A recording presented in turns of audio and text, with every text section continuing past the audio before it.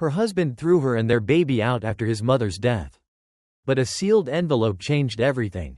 The crisp spring morning turned the world outside into a soft watercolor painting.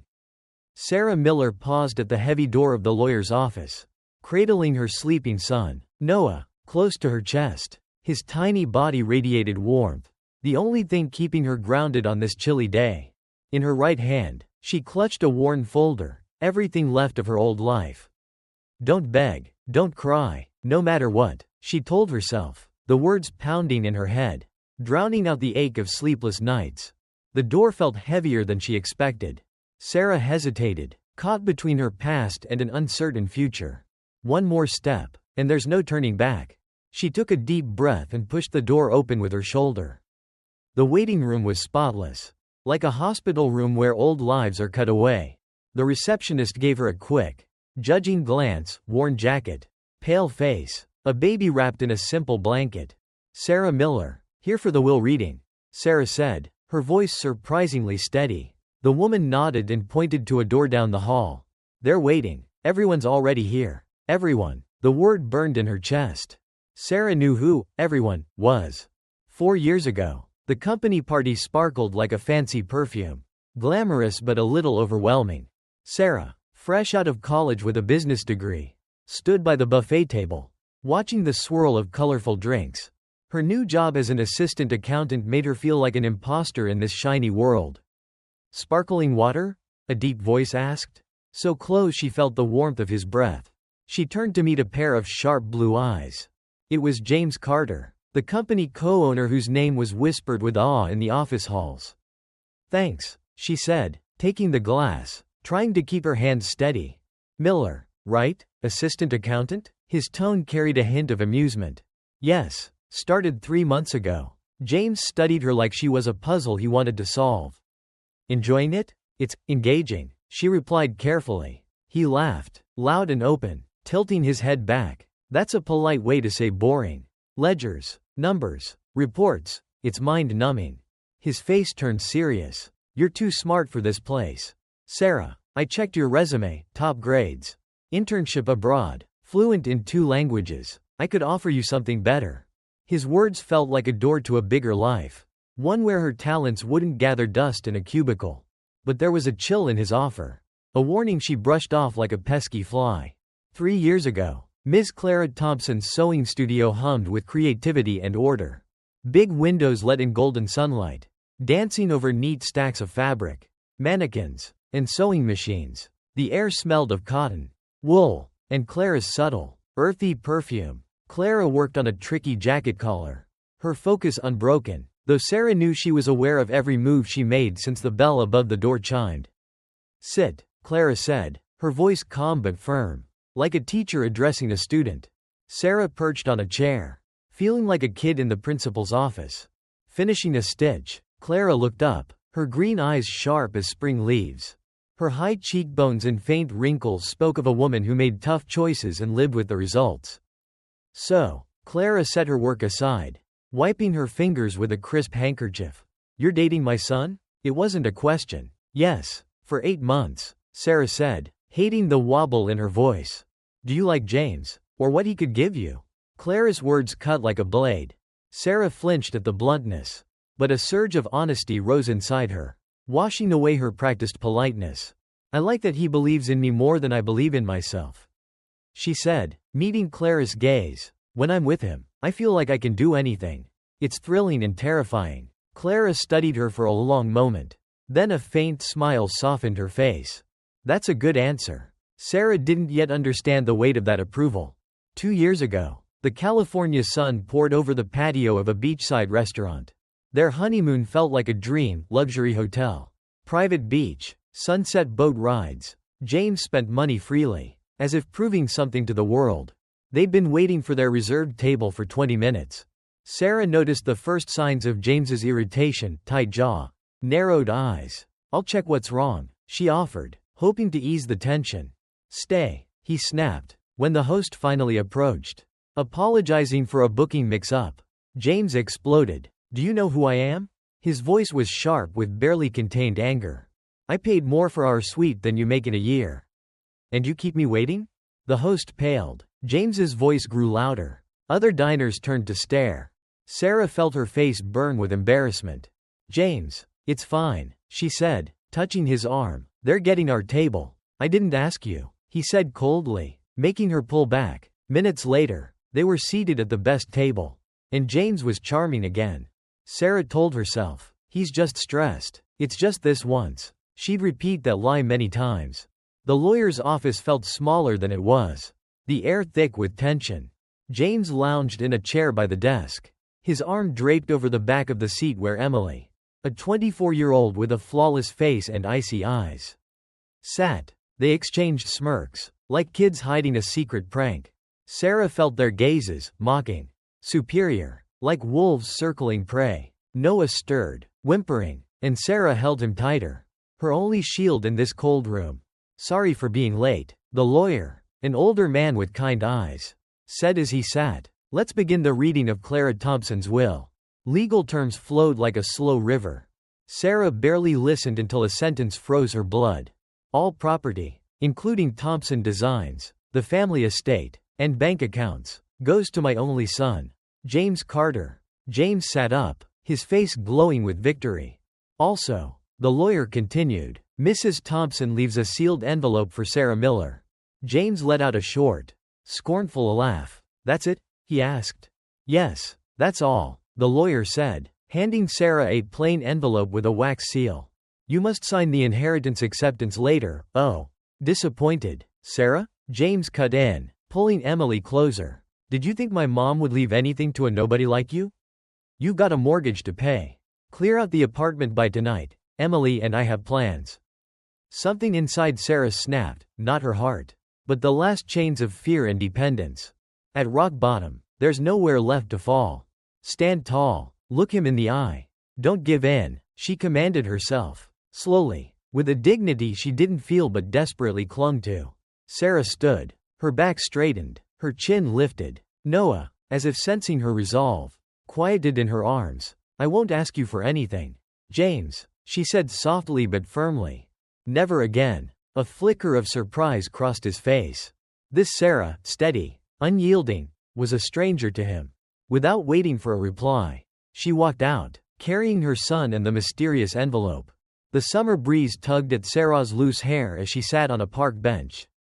Noah slept in a makeshift nest of her bag and a scarf. Unaware of how their world was shifting, the envelope rested on her lap, heavy with possibility. Her fingers trembled as she traced its edge, hesitating before tearing it open. Around her, the world moved on, trees rustled, people hurried by, apartment windows stared blankly. The paper tore with a soft rip. Inside were folded letters and small objects, their weight uneven. Sarah unfolded the top sheet. Written in Clara's familiar, flowing handwriting, the first words hit her like a wave. "My dear, if you're reading this, my son has become his father's shadow." Tears blurred her vision. Sarah blinked them away and kept reading. "I couldn't stop it, though I swore I'd try."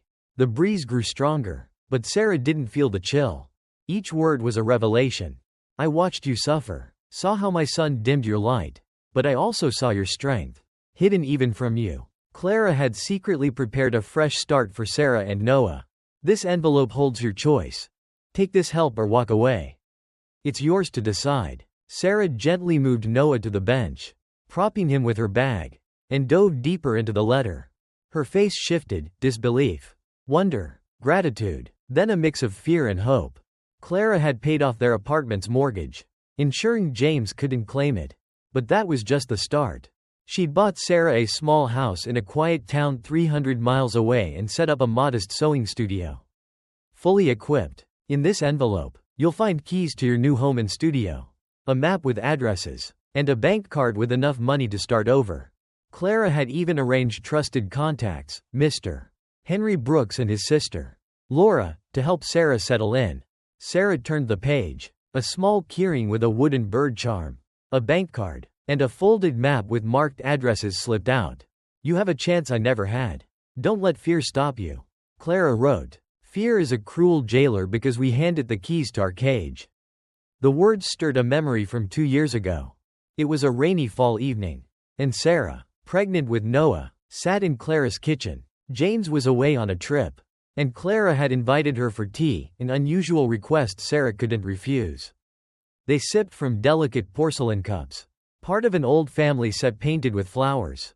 Outside, rain pounded the windows, sealing them in a quiet cocoon where words carried weight. "You know," Clara said, breaking the silence, "when I learned I was pregnant with James, it was the happiest and scariest day of my life."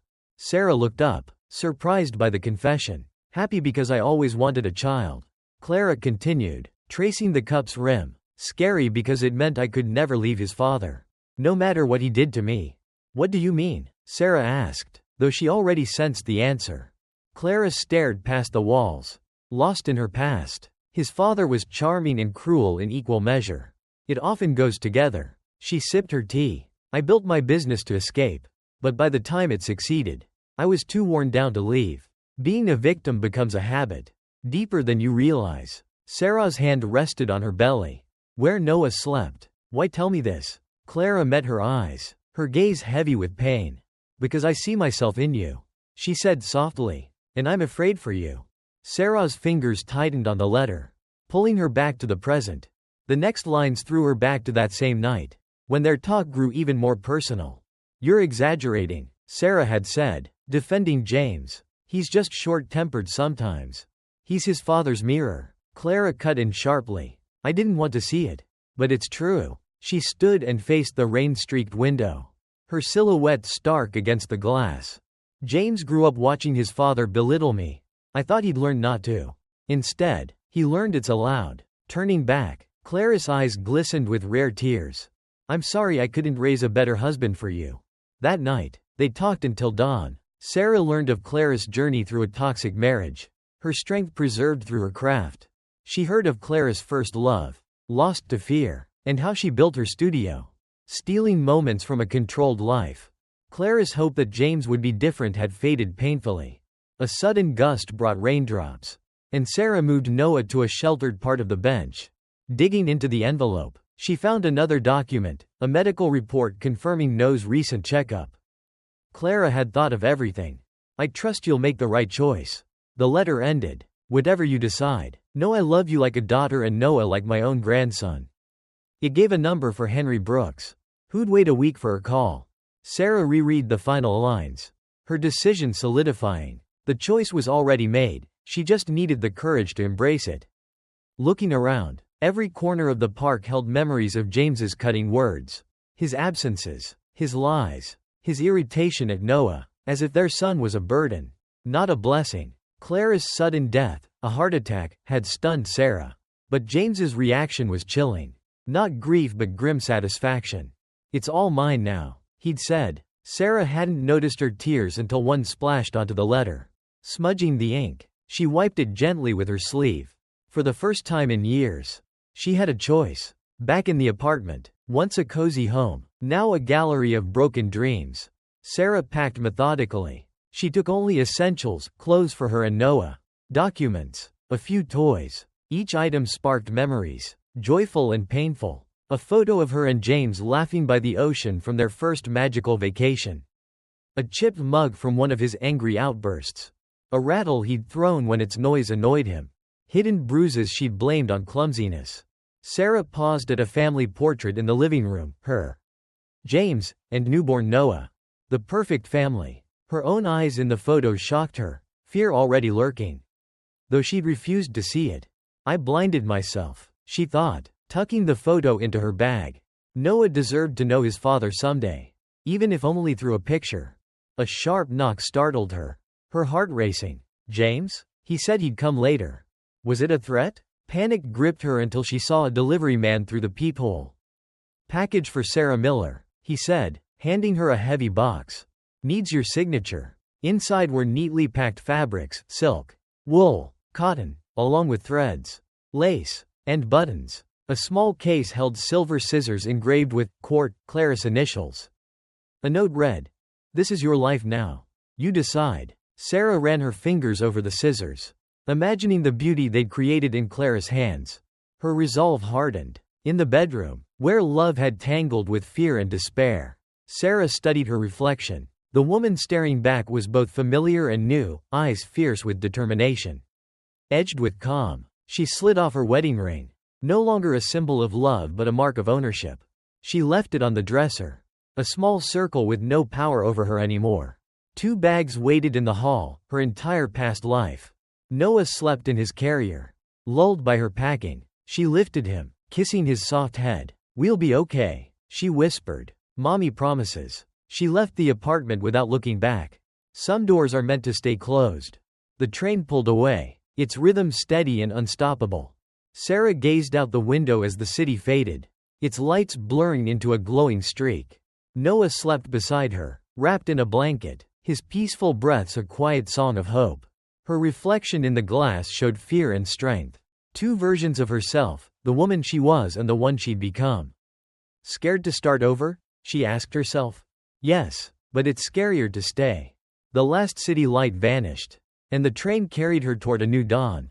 The small town station smelled of damp wood and rust.